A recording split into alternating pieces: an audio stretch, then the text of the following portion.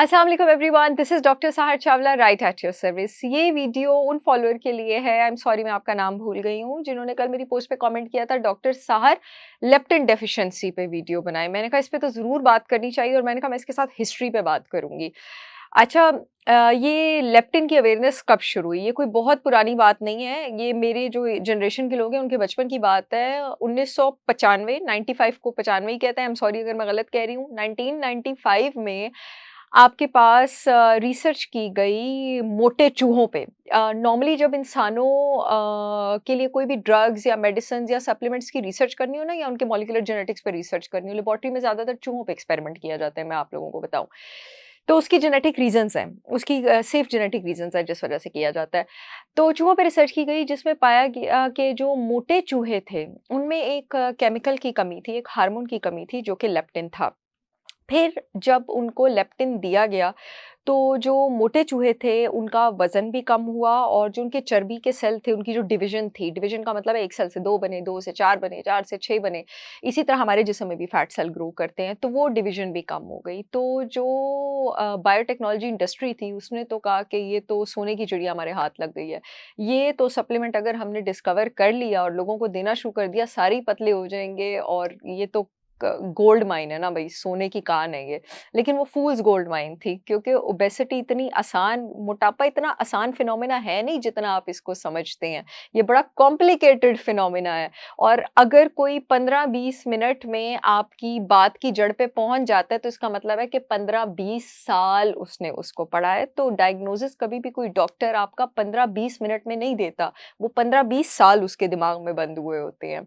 Anyways, उस gene को patent भी कर लिया गया और लेप्टिन इंजेक्ट भी करना शुरू कर दिया गया। बट आफ्टर सम टाइम ये बात पता लगी कि आपके पास लेप्टिन जो है, उसकी सिग्नलिंग में प्रॉब्लम जो है मोटे लोगों में वो ज़्यादा आ रहा है आपके पास। यानी अगर उनको लेप्टिन दिया भी जाए, तो लेप्टिन जो सिग्नल पहुंचाता है दिमाग को, मैं बता दूं लेप्टिन वो हार्मोन है जो आपकी बॉडी में फैट सेल्स, चर्बी के सेल्स रिलीज करते हैं और वो दिमाग को कहते हैं कि आपका जो सेटाइटी सेंटर है वो सेटिस्फाई हो गया, यानी दिमाग को पता लगता है कि भूख खत्म हो गई, अब खाना बंद कर दो।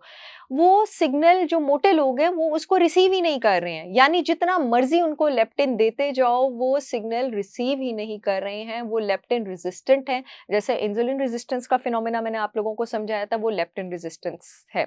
अब वो क्या चीज़ है जो रास्ते में आ रही है, तो ये वाली चीज़ तो गोल्ड माइन में उस तरह कन्वर्ट नहीं हो सकी, लेप्टिन सप्लीमेंटेशन। अब अगली बात पे आ जाते हैं, वो क्या चीज़ है जो आपके पास रास्ते में आ जाती है, जो लेप्टिन सिग्नल को कबूल नहीं करने दे रही? वो वही चीज़ है जो आपके पास इंसुलिन रेजिस्टेंस के केस में रास्ते में आती है और वो है इन्फ्लेमेशन, सोजिश। अब आप ये खुद बात सोचें कि एक मोटे इंसान के जिस्म में तो ज़्यादा लेप्टिन हार्मोन नहीं होना चाहिए, फिर तो उसको पतले हो जाना चाहिए। लेप्टिन हार्मोन कहाँ से आ रहा है? चर्बी के सेल से आ रहा है। मोटे इंसान के जिस्म में चर्बी का सेल ज़्यादा होगा या पतले इंसान के जिस्म में चर्बी का सेल ज़्यादा होगा? मोटे इंसान के जिस्म में चर्बी का सेल ज़्यादा होगा। तो उसका तो फिर हर वक़्त ही पेट भरे रहना चाहिए। मोटे इंसान को तो इतना सारा, लेकिन आपने देखा होगा कि अक्सर मोटे लोग कहते हैं मुझसे भूख बर्दाश्त नहीं हो रही, हाय मुझे कुछ हो गया, मुझसे नहीं रहा जा रहा। मत मज़ाक उड़ाया करें, वो बेचारे सच्चे कह रहे होते हैं। और आप उठ के उनको जाके कह देते हैं कि बस जी ये तो विल पावर है, विल पावर की सारी गेम है, डिटर्मिनेशन की सारी गेम है, ऐसा कुछ नहीं है। अगर आप लेप्टिन रेजिस्टेंट हैं तो वो आपको क्रेज़ी ड्राइव कर सकता है, वो आपको हार्मोन रेजिस्टेंस। विल पावर कुछ नहीं रहती, आप भागेंगे खाने की तरफ।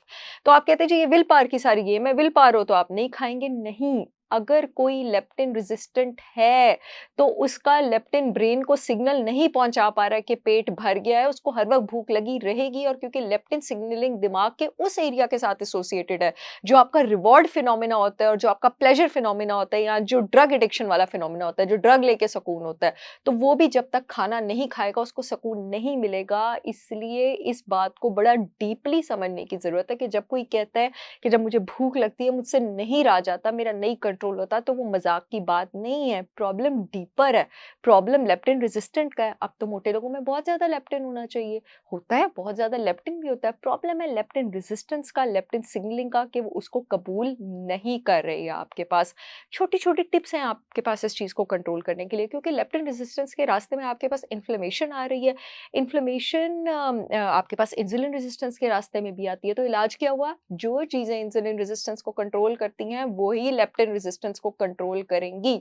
इंटरमिटेंट फास्टिंग तो ये पेशेंट जिस हद तक कर सकेगा वो करेगा। इनकी डाइट में आप फैट ज़्यादा रखेंगे, क्योंकि फैट जब आप कंपैरेटिवली इनिशियली ज़्यादा रखेंगे तो वो आपके पास पेट ज़्यादा देर तक फुल रखता है, आपके पास गैस्ट्रिक एम्प्टिंग को स्लो करता है, और आप वही हर्ब्स इंट्रोड्यूस करेंगे जो हर्ब्स आपके पास इंसुलिन रेजिस्टेंस को रिवर्स करती हैं। स्वांजना, करेला, विटामिन ई, दालचीनी, all the anti diabetic herbs. मैंने अपनी डायबिटीज़ वाली वीडियो में ज़िक्र किया था, मैं आगे वीडियो में और भी एक और बात कर रही हूँ अपने डायबिटीज़ पैकेज का, जिसमें सारी organic ISO certified insulin resistance को कंट्रोल करने वाली हर्ब्स और टीज़ इंक्लूडेड हैं। आप लोग चाहें तो www.holisticwisdom.com से ऑर्डर कर सकते हैं। और सिंथेटिक जिन चीज़ों का आपने ख्याल रखना है जो मेरे पास अवेलेबल नहीं है, वो आपने extra virgin cod liver oil supplement का ख्याल रखना है, विटामिन ई सप्लीमेंट का ख्याल रखना है, आपने बर्बरीन का सिंथेटिक सप्लीमेंट अगर आप अफोर्ड कर सकते हैं, वो इन्फ्लेमेशन और इंसुलिन रेजिस्टेंस को रिवर्स करने में बहुत काम आता है। कोएंजाइम Q10 का सप्लीमेंट अगर आप अफोर्ड कर सकते हैं, वो माइटोकॉन्ड्रियल एनर्जी जनरेट करने में बहुत ज़्यादा हेल्प करता है, वो आपको बहुत ज़्यादा काम आएगा। और अदर देन दैट आपके पास जो आपकी इंसुलिन रेजिस्टेंस है उसको रिवर्स करने के लिए आपके पास बॉडी में मैग्नीशियम की एम्पल एम्पल का मतलब है अच्छी अमाउंट्स होना बहुत ज़रूरी है, मैग्नीशियम का सप्लीमेंट बहुत काम आएगा। मुझे उम्मीद है ये वीडियो आप लोगों के बहुत काम आएगी। I will see you all again with yet another informational video, something that you have never heard before. तब तक के लिए अल्लाह हाफिज़।